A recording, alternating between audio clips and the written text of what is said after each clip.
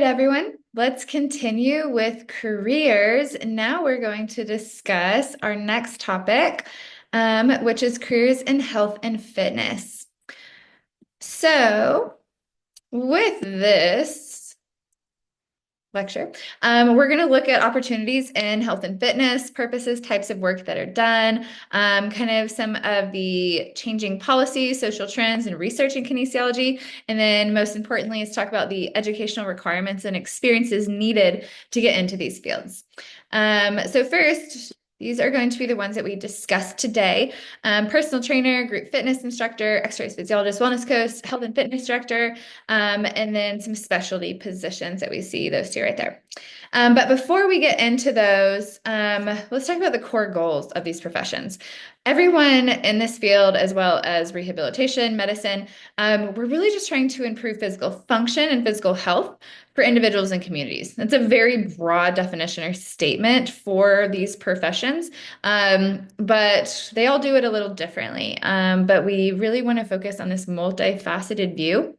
When we talk about a multifaceted view, it's coming at training or improving physical function and physical health from all these different angles and taking on all these different approaches in order to improve someone's overall well-being.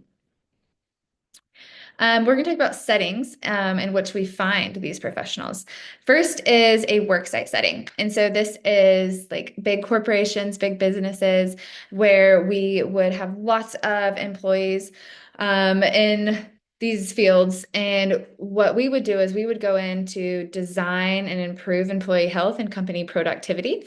There are employee assistance programs like already in place for most big corporations with lots of employees where they are helping people deal with different mental health, different stresses that they're dealing with inside and outside work. But there are also like intervention programs that you could do, like a physical fitness intervention program. You could do nutrition programs.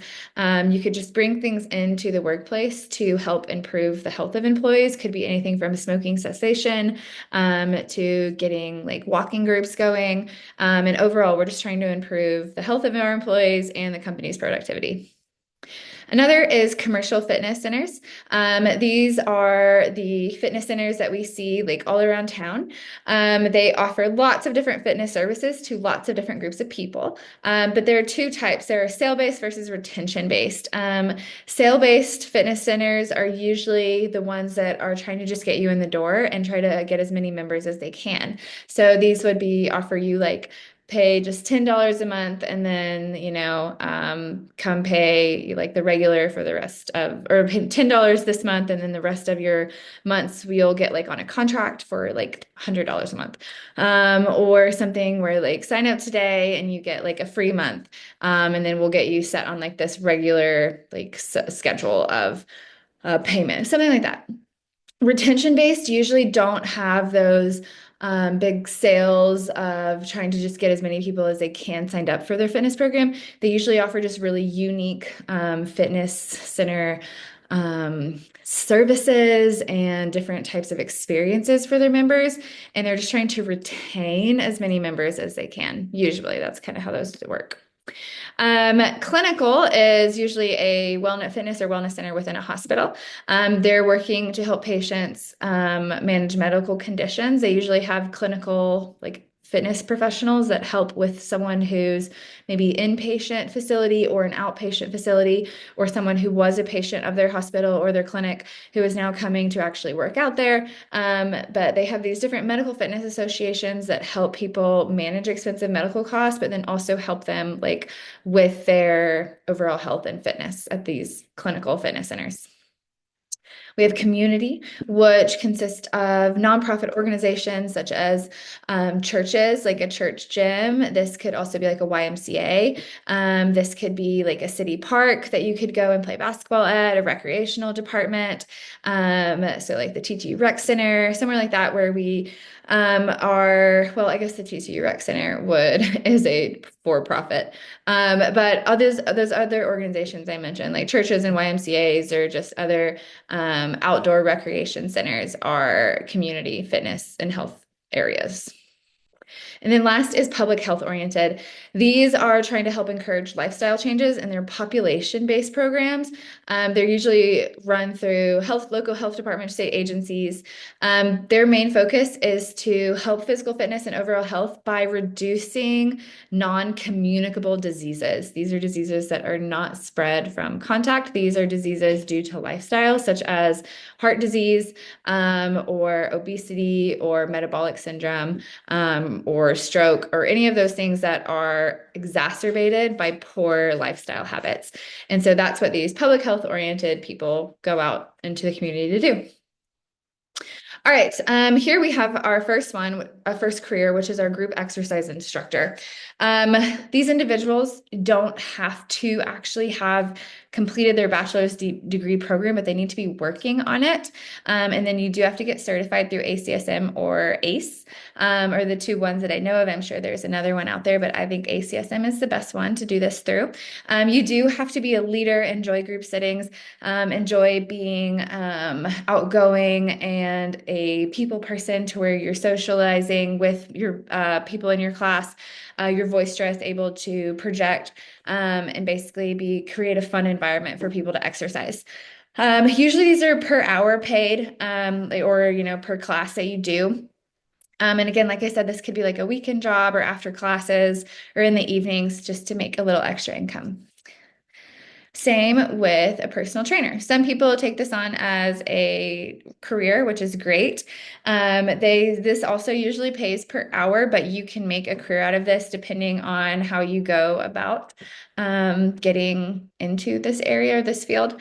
Again, we're just trying to improve health, fitness, well-being for adults and some special populations. The special populations here are not going to be clinical. They're mainly just going to be like older adults or children, and then sometimes pregnancy, you can have training. Some of the certifications have like a pregnancy training, but it's pretty specialized. So you want to make sure that you're working with someone who has that training that you need, or that you yourself as a personal trainer is knowledgeable on these different special populations.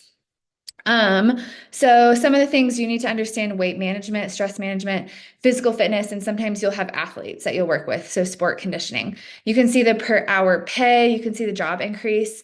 You do have to be business savvy if you're trying to sell yourself and go out individually, like on your own. If you do go out on your own, you probably need to get some sort of personal insurance, personal liability insurance. But if you're working with an organization, they'll probably set that up for you. So make sure you protect yourself with some sort of insurance if you're doing it on your own.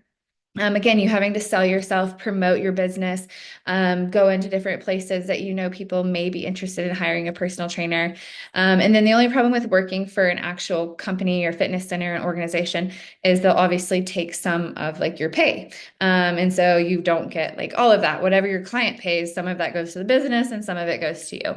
And so yeah, just think about if this is a good opportunity for you to go out and make some extra money or create a career out of this. Next is exercise physiologist. These are considered glorified personal trainers because they have more extensive training and knowledge on certain areas. And so they conduct fitness and functional assessment. So they would do like pre-screening test, and then they would design a customized program. So it's individualized to the person, and they incorporate fitness programs. They really focus on safety and then also focusing on making sure you're getting those long-term results. This does require a degree in kinesiology to take this certification exam through ACSM. Like I said, I have this one, and it wasn't too difficult to get, but I did study for this book for a while. And so, yeah, have your degree and then prepare by studying. And then I just have this degree because I teach exercise physiology.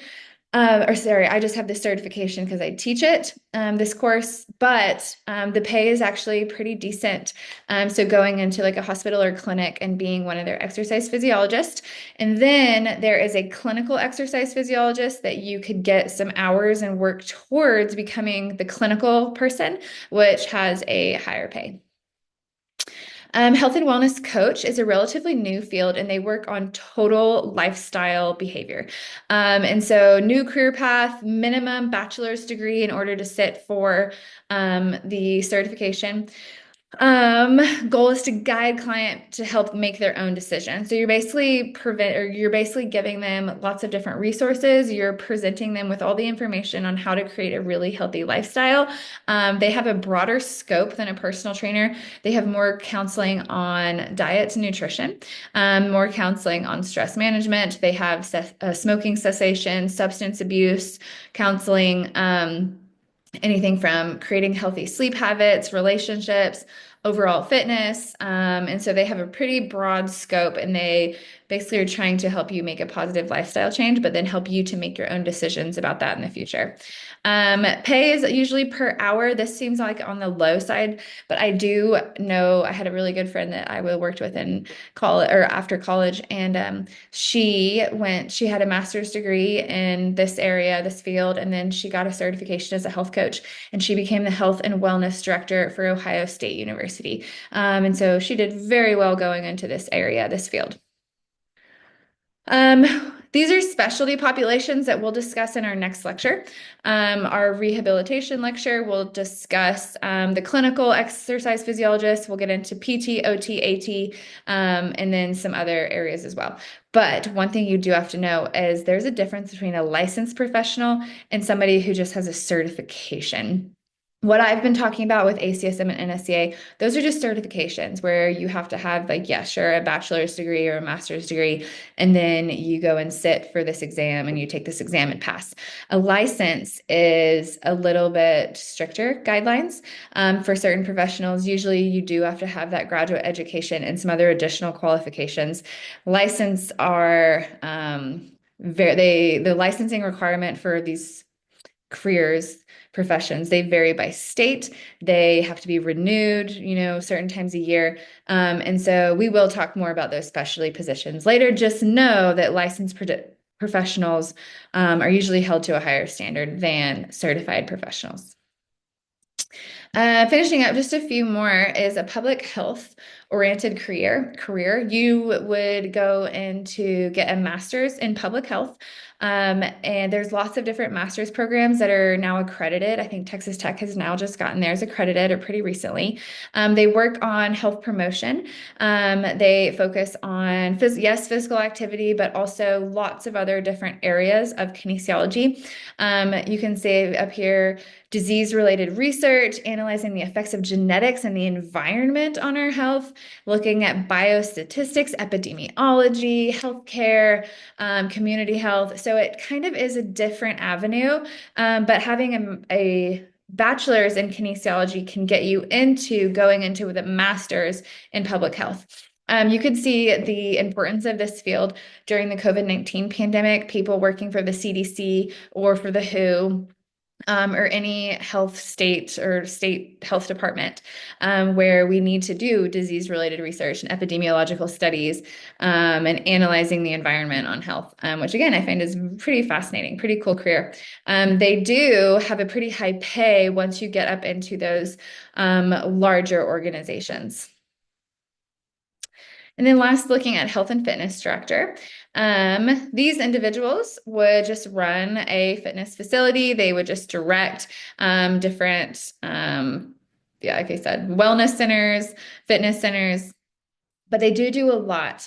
Sometimes they have people that they would delegate this stuff to, like an assistant director, planning, establishing budgets, equipment, designing, market programs, forecasting trends. Usually you need a bachelor's degree and then probably a graduate degree in business is what I would suggest, or even sport management. Experience as a exercise physiologist or personal trainer, someone on the inside, so you know how to handle it, looking at the bigger picture. Someone who is a visionary, someone who's creative and who keeps up with the current trends in health and fitness. You can see pay 462. Okay. And higher job growth. Okay, finishing up is we talked about certifications. I think they are amazing, and I suggest that you look into finding one that is appropriate for you. Most employers do now require a certification, or they just recommend it strongly. It differentiates yourself. It allows you to grow. There's so many different certifications. Like I said, you can find what's right for you. This link up here at the top has a list of accredited certifications. But like I said, I'll always promote ACSM and NSCA at the bottom here, which are careers in health and fitness. And then the NSCA is a little bit more towards like athletes as well. So yeah, like I said, finishing up trans opportunities. Um, Demographic trends, which are constantly changing, you need to be able to cater to lots of different populations, lots of different people. And so expose yourself to people who comes from a different background, who has a different demographic than you. And that can help you to become more well-rounded in who your clientele is and how you work with them. Another is healthcare reform, which is really big at this time.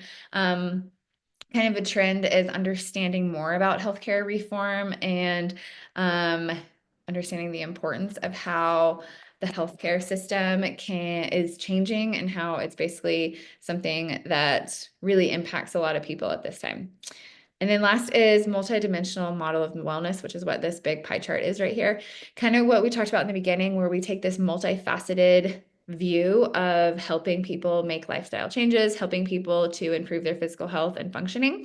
We want to not only work on the body, the physical part, but we want to hit social, spiritual, intellectual, and emotional health and treat the whole person. And kind of we'll talk more about this later when we get into medicine as well. But yeah, so that's kind of what we're looking at here. Some other advice that we would give for students going into this field is seek out extracurriculars and electives that will actually help you in your future career, that will actually help you in graduate school. And so don't just take fun electives, take electives that will help you professionally and help you develop your overall education. Another is continue to do practical experience counseling clients. You have to be able to relate to people if you go into health and fitness or even rehabilitation and medicine.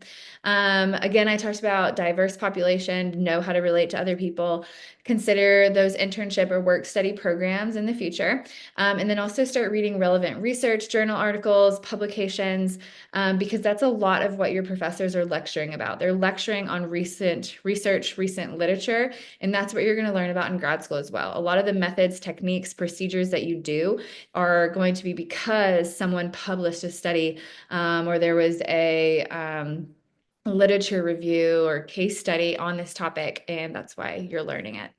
So yeah, start dabbling in that area. I'm going to skip this slide and we're not going to worry about it because this is like department specific for Texas Tech.